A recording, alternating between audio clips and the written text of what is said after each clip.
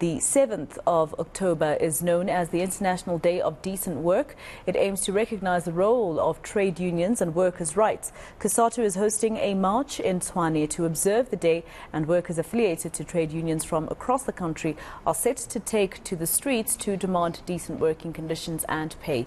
A memorandum will be delivered to government departments. Our reporter Bafedile Moerane is following the march, and she joins us now live from Tshwane. Bafedile, just give us an update in terms of what was said, some of their demands. We know that some of their demands fall on the doorsteps of National Treasury. Well, certainly, Masiko, we have seen COSATU in solidarity with Municipal Workers Union Summit in the city of Tshwane. Earlier on, as you indicate, they went to the National Treasury to submit a memorandum of demands, having to say that the measures that were put in place by the Minister Godongwana, they are not really happy with those measures, because at the ultimate, they are affecting them as the workers for government entities. Now, at this point in time, we are at the beleaguered Tshwane City Council, and as you see behind me here, the frustrated workers who are displaying anger have actually converged here. At this point in time, we are waiting for the Mayor, Silas Brink. He arrived earlier on. He went back inside, irrespective of being assured safety by the police.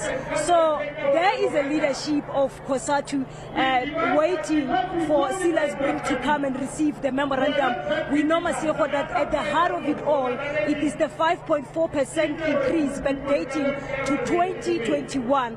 For over 2 months, we saw workers here embarking on violent strike, having to say that they want a 5.4%, otherwise they are not going to work. But we've had COSATU having to say to us earlier on that the workers are back at work at this point in time. But in the past few weeks, we have seen chaos here in the streets of Tshwane, where we understand the property of the municipality was destroyed, where we saw the buses having to be pelted with stone, including the trucks of the municipality, and also having to hear the Mayor Silas Brink saying that they want police intervention in this matter because this is nothing but criminality. However, COSATU has a different view to say that this is just arrogance being displayed by the Mayor Silas Brink. Even at this point, the man who is addressing at this point at the podium, who is Amos, the chairperson of COSATU in Gauteng, is saying Silas Brink is displaying arrogance and he wants to declare war against the workers, because, as I indicated earlier, the mayor was escorted by the police from his office inside the municipality and came outside, but at this point in time he went back. We don't know the reasons, and however we'll engage the municipality later on after the march to hear what could be the problem if he does not avail himself to come and engage.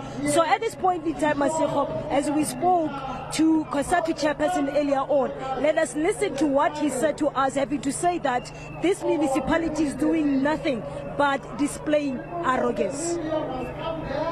We believe that the city of Tshwane does have capacity to fulfill the collective agreement that they signed. All what we can characterize what is happening within the city is an arrogance by the DA-led coalition and administration that has failed dismally to deliver services in the city. That has failed last year to account for the 10 billion which the Auditor General has picked up, to the extent that the mayor resigned. So that 10 billion, if you calculate that 10 billion and the crisis that they say they find themselves to be in, you must ask them as the media, consistently go to the mayor, ask him, where is the 10 billion?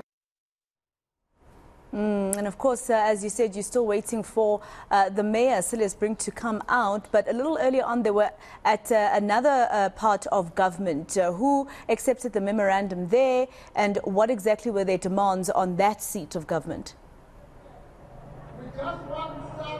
Well, we understand that the DDG's office came outside to receive the memorandum on behalf of the Minister Godongwana. But however, COSATU is really not happy, Masego, saying that he is also displaying arrogance. And we've heard the regional chairperson of the African National Congress having to say that now, because it is the list conference of the African National Congress is coming closer, the ANC members must make sure that they don't vote for Enoch Godongwana because he's failing to fulfill his mandate as a deployee of the African National Congress.